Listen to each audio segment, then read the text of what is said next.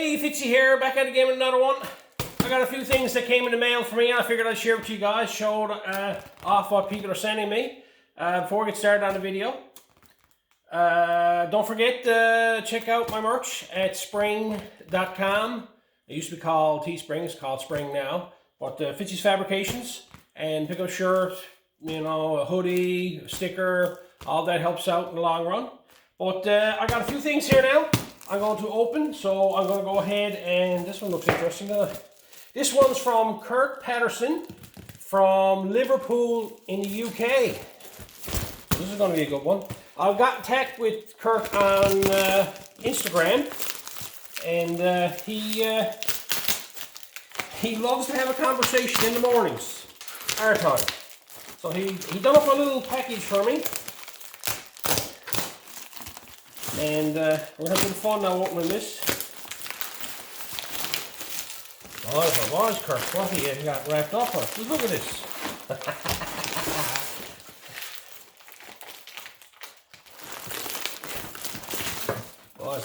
boys. Oh, there we go. That one's done. Sending me his clothes and everything. Talk about a guy sending you the shirt off his back.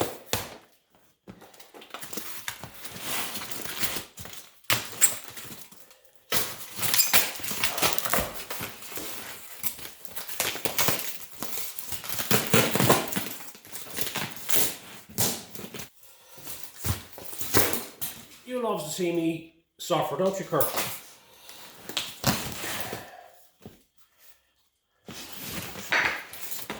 Kurt was saying he was going to send me something for a wall hanger for my garage. Now, I got an idea what this is here now. His family used to own taxi company, from what he was telling me. The old English taxi cabs. I can't remember the name of the taxis. But I always thought they were very cool. And a lot of you know I have, my walls are decorated with different things. I like that look in the garage. So I got like hubcaps and grills and bumpers and all that type of stuff hung on my wall. I told him to make sure he wrapped it good, and boy he did.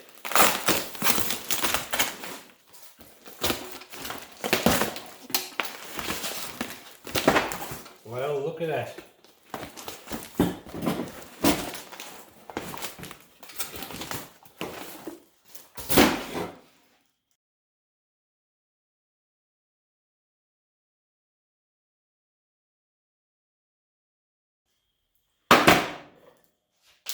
Look! Best regards, Fitzy. Kurto. That's cool. I'm going to put that on my wall. A cool license plate. Thanks very much for that. I greatly appreciate it. I'll find a nice little spot now to set this up in the garage and hang it up. And I'll find a little spot on the wall for the license plate. Under further inspection, I haul this off and look what else I found. Couple old Cortina emblems. 1600. Very cool. My dad had a pile of these cars growing up as a kid. Cortinas. And yeah, very cool. That's neat. Thank you very much. This next one showed up about a week ago, I think it was, about 4 or 5 days ago. This one's from Ben Skeleton. Now, me and Ben have been chatting back and forth now for almost since I started my channel. He's already after sending me a couple of things, and a couple of things we're going to get into later. But he sent me this one here to help out with something that's coming up. I got a little surprise for you guys coming up later on. Not going to get into details now, but myself and Ben have been talking, and he decided to send me this, and I greatly appreciate it, Ben. Ben is from North Carolina in the US of A. Ooh. Nice little bead roller. I got a bead roller here. It only has 1 or 2 dies on it. I've always wanted to take one of these and modify it and put a motor and that on it, and you know, do everything that you see done online from a lot of people. And this is going to be a fun little project that I'll get started on. As you can see, got all the dies and everything in it. I'll everything out there now. So look at this. Okay. All the different dies. There's the wide one there. I haven't got a lot of dies, so I've always wanted them. And the one I was after more than anything else are these step dies. I really wanted to use these on the Toyota and the step die. But the beads and this one here I need for a project that me and Ben have been talking about. But I won't get into that now. I'm just going to go through this now. And that's the handle. The handle took a bit of a pounding, but that don't matter. I got damaged in shipping, but nah, I'm not going to be using the handle. Main thing is all these dies. That's the biggest thing I'm after. So actually set there. I'm going to make a stand for this. I got plans of motorizing it. I'll actually do a video on it later. So it'll be a fun little project. I got to reinforce it. You see a lot of videos on these. It's another step die.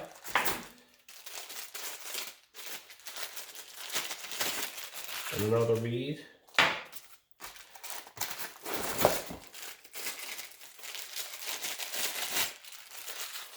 Another bead. Curious to see what each die is. Another step die. This is very cool, this is. And I greatly appreciate Ben's sending this to me. He just contacted me one day and said, I got something in the mail coming to you. And that's it. And another big one. Yes, bye. Cool. Anyway, I greatly appreciate that, Ben, and thank you very much. Well, I'm going to go and I'm going to enjoy a little bit playing around with this and mount all this stuff on my wall and whatnot. I'm going to take you down another trip down memory lane here. I've been pretty busy here at the shop doing odds and ends and stuff like that, and it's not very good content. So I've been just trying to get stuff done around the door. So I've been going into my archives and digging up some stuff. I'm going to go take you back now and show you something a little bit different, because most everything I've done was usually rust repair and stuff like that. But what I'm going to show you now, is a few people have asked about, is how to chop a top.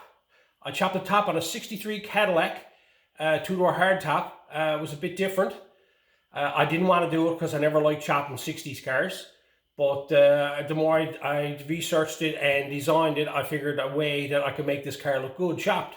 So I'm going to take you walk through that now, and hopefully you enjoy it. Stick around.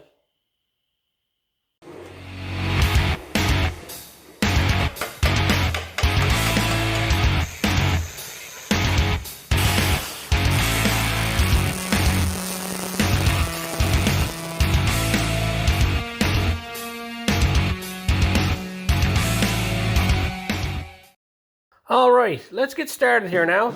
What we have here is a 63 Cadillac, Coupe de Ville, I'm pretty sure. 2-door hardtop, of course. A friend of mine owned this car and it was in storage for a good number of years, and he come to me with the plans of wanting to chop it. I was hesitant at first because I'm not one that like the look of chopped cars from the 60s and 70s. But I done some research and I looked at the styling of the roof, and I played around and did some measurements and sized up a few photographs and did some photo chopping on a computer, and I come up with a plan of what I had to do. The first thing I noticed on this car was the roof section in the car. If you look at this black car here, you will notice that it's extremely short compared to the overall length of the car. I wanted to lengthen the roof a small bit to give it a nicer proportions to the back of the car. I always like the front of the car being a little bit longer than the back, so I had the idea of lengthening the roof. Now also I noticed, if you look closely at this one here, you will notice that the roof had an uphill look to it. And what I mean by that is the drip rail, if you look at it towards the front of the door, it seems to be higher than it is at the back. So I thought that what I should do there is I should take a little bit more out of the front than I would out of the back. So that's the plan I come up with. Now, in order to lengthen the roof, one of the things I noticed is the rear valance is extremely big in the Coupe de Ville. So I wanted to retain the back window in the car. So I decided to, what I was going to do is when I cut the back window out, I would move the window back and lay it down so I'll retain the back glass. So let's get started here. So after some figuring out, I went ahead and used 3/4 inch tape to mark out all the points where I wanted to make my cut lines. I also turned around and decided that I was going to only chop the car about, I think it was 3 inches in the front, and I think it was 2.5 in the back, because I wanted the front to come down about 1/2 an inch more than the back section. So that's the numbers that I came up with. While I was at it, I reinforced the door opening here, so you could, it'll keep the structure sound inside the car. I also basically marked out inside the car where I had to cut the inner bead pillar out. Also on the front roof section of it, I went and made my cut lines up in the very top corners. That way I retained the corner itself, and I could reuse it. I went and made this little jig up that was laid on the roof section, so when I cut the pillars off and moved the roof forward, it would line up again with the angle that the windshield was supposed to be on, because when you cut this roof clean right off, the pillars will want a tendency to move around a lot. So this little jig I made up would hold the top of the windshield frame, or give me a point that where the top of the windshield frame would follow. That way when I laid the windshield back in the car, it would actually sit properly in the car. I reinforced the back window in the car with some conduit. I made up this little frame that welded in place that I'll remove at a later date. This was just to hold the whole back window frame square and steady, so that when I went and reinstalled on the car, it retained its factory shape. Then I went ahead and I started to cut the B-pillar sections out by removing the outer skin first, and then I went inside the car and cut the inner structure out. That way I could reuse this again at a later date. I went ahead then and cut the entire back window out of the car and laid it aside, which I'll be using again later. That way I had the whole window frame cut completely out of the car before I took the roof off. I went ahead then, all I was left to do then was to cut the B pillars and to cut the A pillars right up in the top hand corners, and the entire roof skin was off the car. As you can see here, I left a small section of the B pillar alone. This is the drip rail section. All I went and did is I never cut it down or anything. All I did is I cut the bottom section on a bit of an angle and then bent it forward, so that way I could reuse this and retain the actual drip rail on the car, and I would trim it when I got the roof in place. I went ahead then and built a little jig which I had pre-measured and knew where the roof would lie when it came down to 2.5 inches in the back. So I went and made the cross brace there so that I could lay the roof in place, so the roof would sit at 2.5 inches in the back and 3 in the front where the chop should be. I went ahead then and I lined it up with the little brace that I had on the front of it. I had to bend in both the pillars in about 1/2 inch in order to line up the corners again, because as the roof came down, the windshield post distances were farther apart, so they had to be brought in. I went ahead then and just tacked it in place. Now it was time to figure out the back window. I had a large opening here, and my whole plan was to move it back onto the rear valance and make the roof seem longer. So I played around with the back window and checking the angles and moving it around, and you can see here the B pillar section.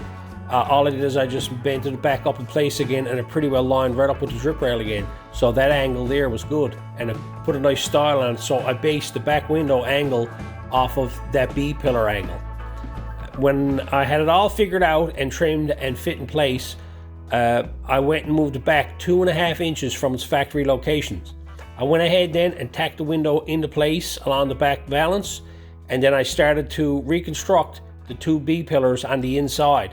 I took the old pieces and trimmed them up and made them fit and welded them back in again and welded them all in place. With all this in place, it was time to move on to the outside sheet metal work.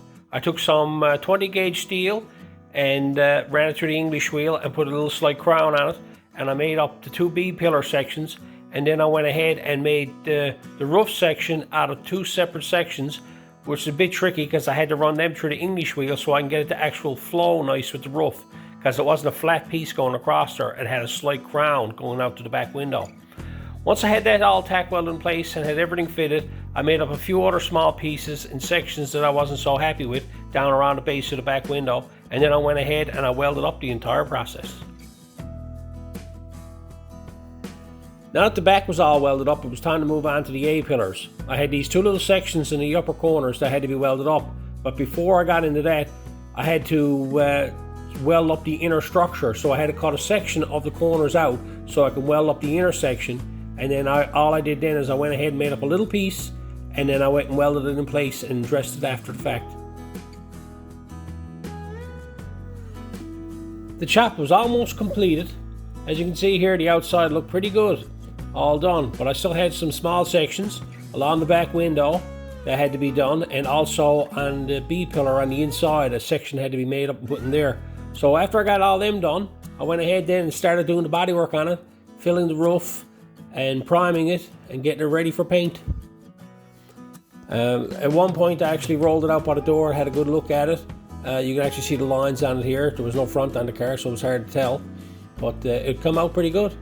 Went ahead then and had the car, all the bodywork was done on the rest of the car, and the car was reprimed, and a good coat of satin black was put on the car. I think it came out really nice.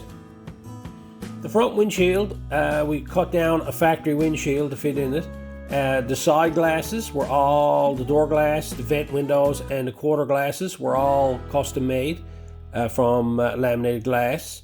We had to modify the quarter windows, had to weld up some sections and change the angles on them and stuff like that, and lower the tops. And the tops of the doors on these had like little chrome trim, so we just basically lengthened them, cut pieces out of all other door sections and made them longer, and that's all we went and did for this. So, and it's just a matter of getting all the glass cut and installing it. The car come out really nice. Anyway, that's it for this one. I hope the tips were good, and until next time.